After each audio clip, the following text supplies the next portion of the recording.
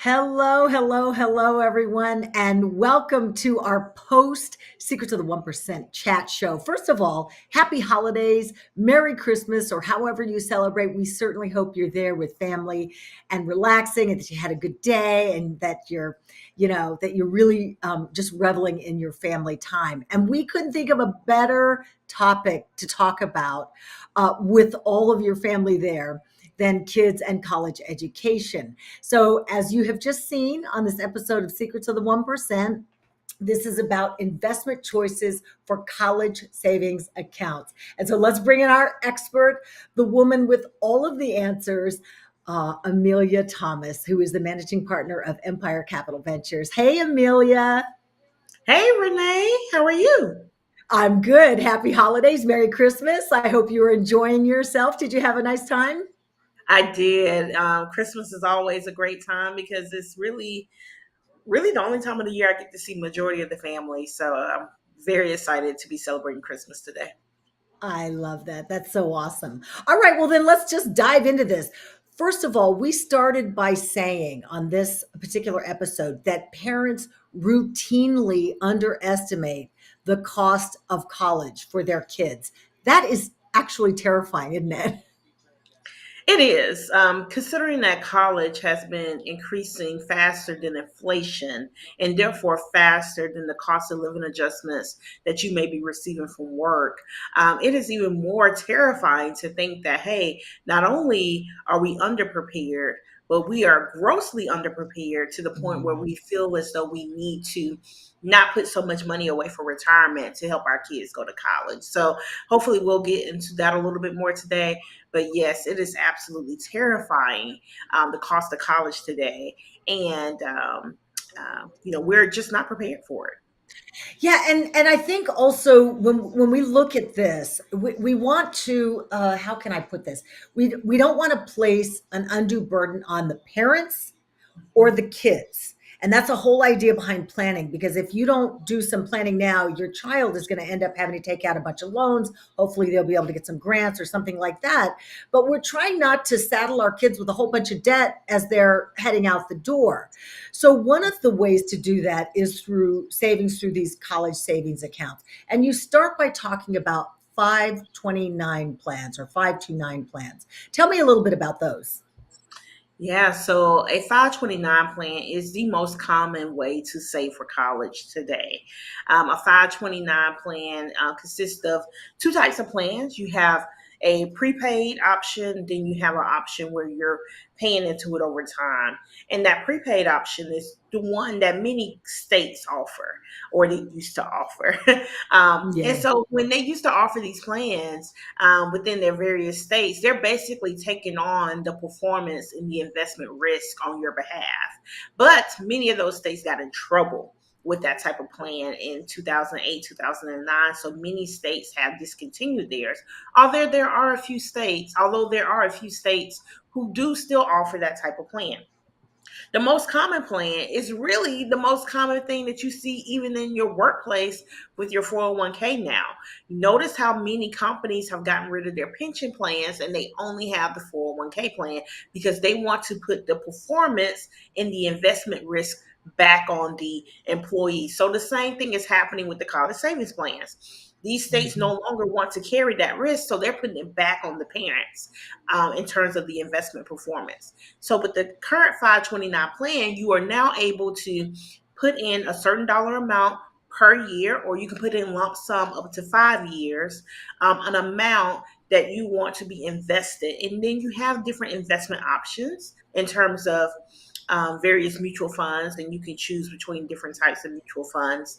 Um, and you also have what's known as target date retirement or target date funds. So, for example, if you're going to start putting money in when that kid is like 1 years old, by the time they're Mhm. 18, you would have put in money consistently. But as they got older, that account grew more conservative. So it was more aggressive at the beginning because guess what?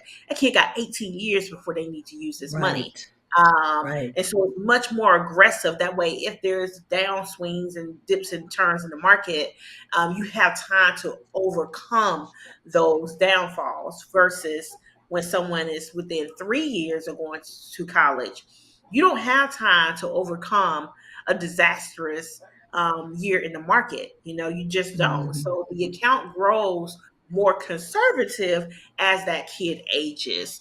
And Mhm. so, again, the various states and investment companies are now putting that performance back on the parents. They don't want to be responsible for it. And that is the most common type of 529 that you see in the marketplace today. I have a question, and I'm not sure if this is something that you know off the top of your head, but somebody out there might be thinking of this. What if you save for 18 years and your child says, "I don't want to go to college"? What happens to your money? Believe it or not, that's not a uncommon question.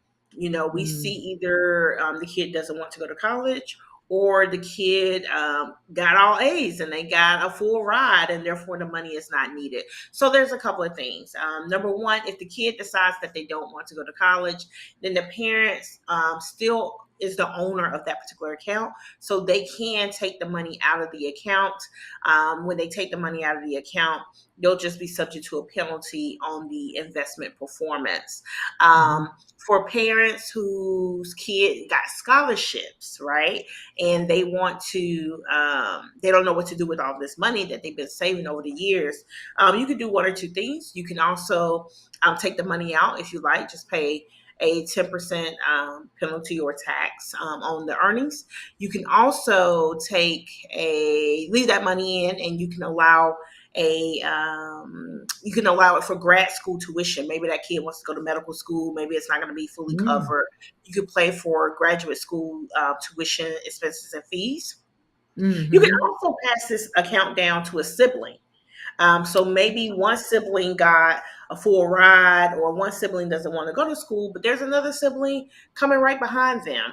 You can also pass it down to a sibling who can then use that money as well. So those are the more common options. Last but not least, I would be remiss if I did not add that actually just within the last year or so, they actually made a provision where parents can now use $529 to pay for primary and secondary education. So, for Oh, example, really? if you wanted to send your kids off to private school when they're in the fifth grade, or boarding school when they're in the eighth grade, you can now use 529 funds to pay for those things as well.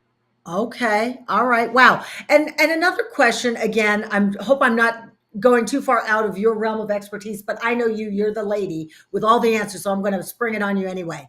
But let's just say that uh, you know what? I totally forgot what I was going to say. Sorry, Amelia. All right, we're going to go. That You had happens, too doesn't it? much Right? ham today, Renee. I'm in the Christmas spirit, so I totally forgot what I was going to say.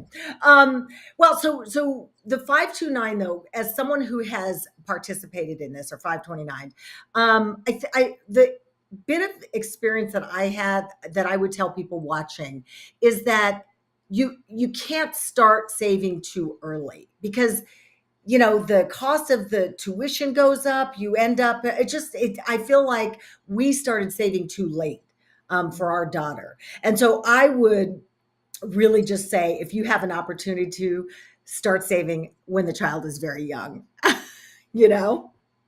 Absolutely. It's never too early to start. Just how you hear them talking about retiring, for your jobs, and how you need to plan early. The same thing needs to happen when you have young kids that are going to college in Mhm. 18 years. You know this day is coming, and guess what? All of your other expenses and the rest of life continues to happen. So you really cannot wait until they are 12, 13, 15 years old to start saving. Now, Mhm. is it better to start at any point? Absolutely. But if you really want to be prepared, it's better to start when they're young. When they're young, I wish I had done the calculation before the interview tonight, but just $50 a month over 18 years can probably amass you enough to pay for at least 2 years of college. And we're just talking Mhm. about $50 a month, over 18 years, maybe more. It might be enough to cover, the entire 4 years, depending on if they're at a public or a private school. So, Mhm. do not underestimate time. I think that is the point that I want to drive home today. Do not underestimate time. Time matters when you're growing your money. Okay. Absolutely. Same if you are fresh out of school, your first job, that $50 a month into that 401k plan goes a long way when you got to Mhm. work for the next 30 years. Yeah. So time matters. And when you're younger, time is actually more important than the amount that you put into that account. You Believe it or Oh not, yeah, time is more yeah. important. You are so right about time, and you mentioned 401k, and I'm like, I remember what I was going to say. Okay, so here it is, Amelia. People sometimes, if you don't have savings for college, let's say you haven't saved over this period of time for your child, the question is sort of people will come up and say, well, maybe I could just withdraw from my 401k to pay for college. I've always heard that's a bad option. Mhm. What do you think? Yeah, I'm in agreement. I personally and professionally believe that that is the last option you should pursue Mm, when you want to help your kid pay for college. And the yeah, reason why is because that kid has more life than you do. They have more ex- working years than you do. They can take yeah. out those loans and pay those loans back. They might have to be aggressive on their payback if they want to pay it off quicker, but they have that option.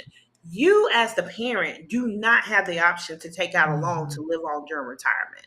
So, whatever Yeah. money you have left in that retirement account, again, goes back to time. You can't grow that amount of money over that course of 4 years that you're going to spend putting your kid in college. But guess Yep. what? You're now at retirement age. It's time for you to Mhm. retire. It's time for you to, reduce your hours at work. You might get sick, have an illness. You might be forced to retire early, and you have Mhm. no other options but what you have saved. Yeah. And considering that majority of adult Americans are already underutilizing their 401ks. They're not saving enough. We're woefully unprepared for retirement. That is a disastrous Yeah. decision to decide to take 30, 40, $50,000 out of your retirement account to put your kid in college when they can take out loans to pay for college and then you can assist with the payoff, versus you not having enough money to retire when you're within 10 years. So yes, it is a terrible decision. And if someone is going to make the decision to do that, I would highly encourage them to work with a financial advisor, to run those numbers for them and build a plan around how to Mhm. accomplish that, and also running some what if scenarios or worst case scenarios so they can truly understand, like, hey, am I one illness away from being destitute if I take this money out of this Wow. account? or, Yeah. or am I one decision away from having to refinance my mortgage for another 30 years and I won't have it paid off by the time I Ooh. pass because I made this one decision. So there are very large financial ramifications when you decide to do that, and that is not a decision that Mm. most parents are equipped to make alone. You know what? I hesitated to ask that, but I'm really, really glad that you answered that and you're so emphatic about that because everything you said, it makes perfect sense. Here you are at 50, hoping to retire. Your child might be 20, 19, 18, and they have all of this time ahead of them. It really just financially doesn't really make good sense. So I'm really glad you touched on that. Amelia, thank you so much. I love this episode because been here, done that, saved money, put a kid through college. And, it's quite the accomplishment. I think when she graduated, I was like, woo, for us too. So, yes. Amelia, again, thank you so much for your time, for your information that you've shared with us through this series, Secrets of the 1%, in this particular episode, Investment Choices for College Savings Accounts. Next week, we're going to be talking about Social Security as we wrap up Secrets of the 1%. Such an amazing series. Amelia, thank you so much for your time. Enjoy the rest of your holiday, and I'll see you next week. Thank you, Renee. You do the Uh, same. okay, bye. And thank you, everybody, for tuning in. Bye bye.